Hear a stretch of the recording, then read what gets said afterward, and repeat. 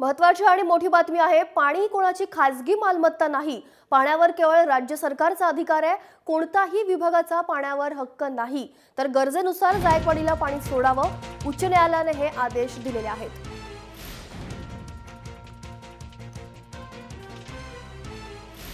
विशाल सिंग आपले प्रतिनिधी आपल्या सोबत आहेत। विशाल, काय अधिक सांगाल? उच्च न्यायालयाने आदेश दिलेले आहेत की गरजेनुसार जायकवाडीला पाणी सोडावं, पाणी ही कोणाची वैयक्तिक मालमत्ता नाहीये, काय सांगाल? ज्योती, अनेक महिन्यापासून जायकवाडीचा प्रश्न कोर्टात प्रलंबित होता आणि ती सुनावणी सुरू होती।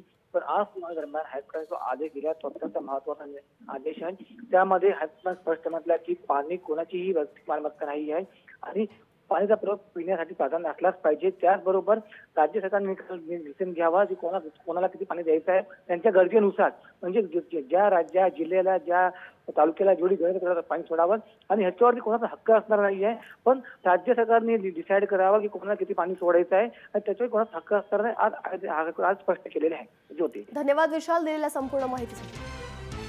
उच्च न्यायालयाने आदेश दिलेले आहेत की पाण्यावर केवळ राज्य सरकारचा अधिकार आहे, कोणाचीही खासगी मालमत्ता नाहीये। त्यामुळे गरजेनुसार जायकवाडीला पाणी सोडावं।